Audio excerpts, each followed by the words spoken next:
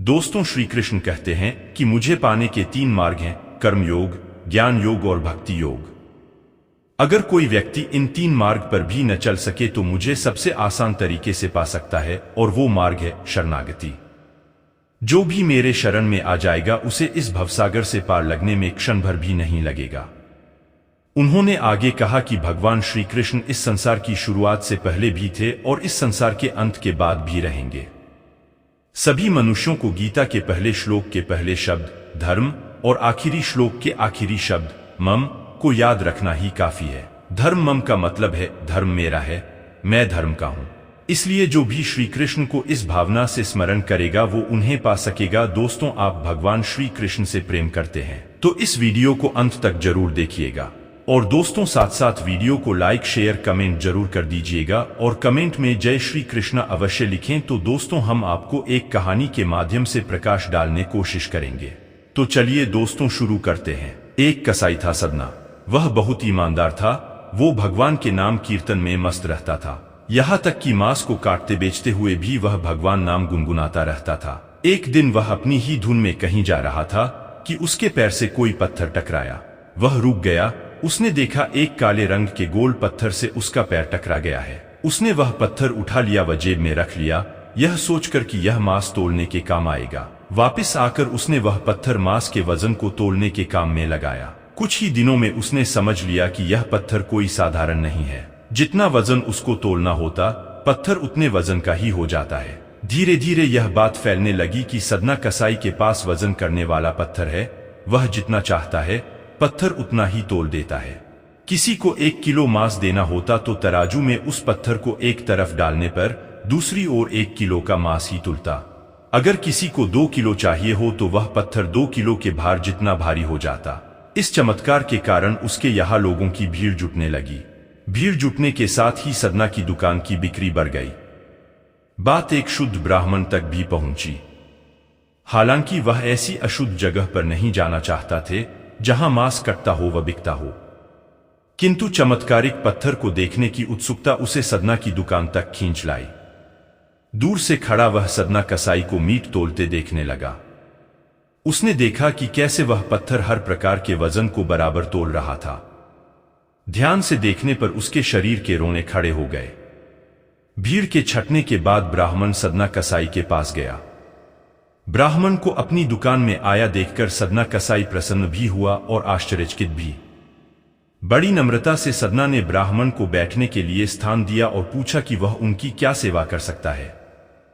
ब्राह्मण बोला, तुम्हारे इस चमत्कारिक पत्थर को देखने के लिए ही मैं तुम्हारी दुकान पर आया हूं, या यूं कहें कि ये चमत्कारी पत्थर ही मुझे खींचकर तुम्हारी दुकान पर ले आया है। बातों ही बातों में उन्होंने सदना कसाई को बताया कि जिसे पत्थर समझकर वो मांस तोल रहा है, वास्तव में वो शालिग्राम जी हैं, जो कि भगवान का स्वरूप होता है। शालिग्राम जी को इस तरह गलेक्टे मांस के बीच में रखना व उनसे मांस तोलना बहुत बड़ा पाप है। सदना बड़ी ही सरल प्रकृति का भक्त था। ब्राह्मण की बात सुनकर उसे लगा कि अनजाने में मैं तो बहुत पाप कर रहा हूं। अनुनय विनय करके सदना ने वह शालिग्राम उन ब्राह्मण को दे दिया और कहा कि आप तो ब्राह्मण हैं, अत आप ही इनकी सेवा परिचर्या करके इन्हें प्रसन्न करें। मेरे योग्य कुछ सेवा हो तो मुझे अवश्य बताएं। ब्राह्मण उस शालिग्राम शिला को बहुत सम्मान से घर ले आए। घर आकर उन्होंने श्री शालिग्राम को स्नान करवाया, पंचामृत से अभिषेक किया व पूजा अर्चना आरंभ कर दी। कुछ दिन ही बीते थे कि उन ब्राह्मण के स्वप्न में श्री शालिग्राम जी आए व कहा, हे ब्राह्मण, मैं तुम्हारी सेवाओं से प्रसन्न हूं, किंतु तुम मुझे उसी कसाई के पास छोड़ आओ। स्वप्न में ही ब्राह्मण ने कारण पूछा तो उत्तर मिला कि तुम मेरी अर्चना पूजा करते हो, मुझे अच्छा लगता है, परंतु जो भक्त मेरे नाम का गुणगान कीर्तन करते रहते हैं उनको मैं अपने आप को भी बेच देता हूं। सदना तुम्हारी तरह मेरा अर्चन नहीं करता है, परंतु वह हर समय मेरा नाम गुनगुनाता रहता है, जो कि मुझे अच्छा लगता है, इसलिए तो मैं उसके पास गया था। ब्राह्मण अगले दिन ही सदना कसाई के पास गया व उनको प्रणाम करके सारी बात बताई व श्री शालिग्राम जी को उन्हें सौंप दिया। ब्राह्मण की बात सुनकर सदना कसाई की आंखों में आंसू आ गए। मन ही मन उन्होंने मांस बेचने खरीदने के कार्य को तिलांजलि देने की सोची और निश्चय किया कि यदि मेरे ठाकुर को कीर्तन पसंद है तो मैं अधिक से अधिक समय नाम कीर्तन ही करूंगा।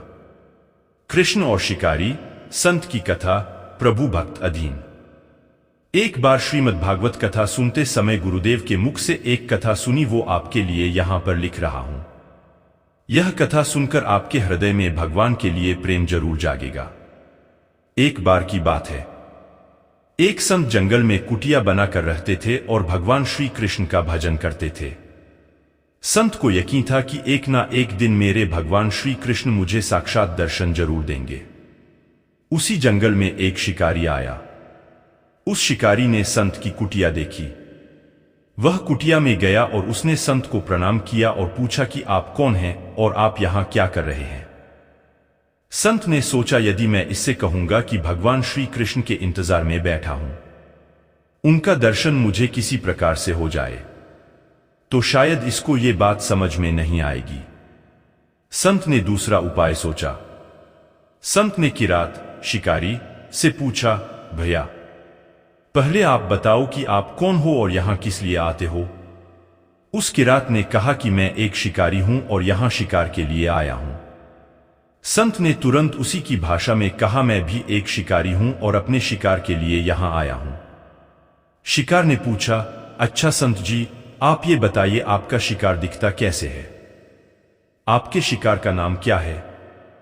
हो सकता है कि मैं आपकी मदद कर दूं। संत ने सोचा, इसे कैसे बताऊं। फिर भी संत कहते हैं, मेरे शिकार का नाम है, वो दिखने में बहुत ही सुंदर है, सांवरा सलोना है, उसके सिर पर मोर मुकुट है, हाथों में बंसी है। ऐसा कहकर संत जी रोने लगे। किरात बोला, बाबा रोते क्यों हो? मैं आपके शिकार को जब तक ना पकड़ लूं तब तक पानी भी नहीं पीऊंगा और आपके पास नहीं आऊंगा। अब वह शिकारी घने जंगल के अंदर गया और जाल बिछाकर एक पेड़ पर बैठ गया। यहां पर इंतजार करने लगा। भूखा प्यासा बैठा हुआ है। एक दिन बीता, दूसरा दिन बीता और फिर तीसरा दिन। भूखे प्यासे किरात को नींद भी आने लगी। बाके बिहारी को उन पर दया आ गई। भगवान उसके भाव पर रीझ गए। भगवान मंद मंद स्वर से बांसुरी बजाते आए और उस जाल में खुद फंस गए। जैसे ही किरात को फंसे हुए शिकार का अनुभव हुआ तो तुरंत नींद से उठा और उस सांवरे भगवान को देखा। जैसा संत ने बताया था, उनका रूप हूबहू वैसा ही था। वह अब जोर जोर से चिल्लाने लगा, मिल गया, मिल गया, शिकार मिल गया। शिकारी ने उसे शिकार को जाल समेत कंधे पर बिठा लिया और शिकारी कहता हुआ जा रहा है, आज 3 दिन के बाद मिले हो, खूब भूखा प्यासा रखा, अब तुम्हें मैं छोड़ने वाला नहीं हूं। शिकारी धीरे धीरे कुटिया की ओर बढ़ रहा था। जैसे ही संत की कुटिया आई तो शिकारी ने आवाज लगाई, बाबा, बाबा। संत ने तुरंत दरवाजा खोला और संत उस किरात के कंधे पर भगवान श्री कृष्ण को जाल में फंसा देख रहे हैं। भगवान श्री कृष्ण जाल में फंसे हुए मंदमंद मुस्कुरा रहे हैं। किरात ने कहा, आपका शिकार लाया हूं, मुश्किल से मिले हैं। संत के आज होश उड़ गए। संत किरात के चरणों में गिर पड़े। संत आज फूट फूट कर रोने लगे। संत कहते हैं, मैंने आज तक आपको पाने के लिए अनेक प्रयास किए प्रभु, लेकिन आज आप मुझे इस किरात के कारण मिले हो।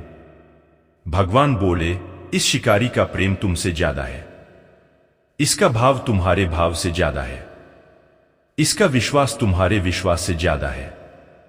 इसलिए आज जब 3 दिन बीत गए तो मैं आए बिना नहीं रह पाया।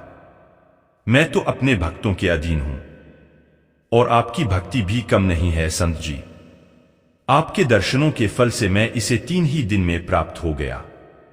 इस तरह से भगवान ने खूब दर्शन दिया और फिर वहां से भगवान चले गए। तो दोस्तों, वीडियो अच्छी लगे वीडियो को लाइक शेयर कमेंट जरूर करें। अगर हमारे चैनल पर नए हैं तो दोस्तों चैनल को सब्सक्राइब करें और बेल आइकन को प्रेस करके, ताकि ऐसे ही वीडियो आप तक हमेशा पहुंचती रहे। हमारी पूरी वीडियो देखने का धन्यवाद। जय श्री कृष्णा।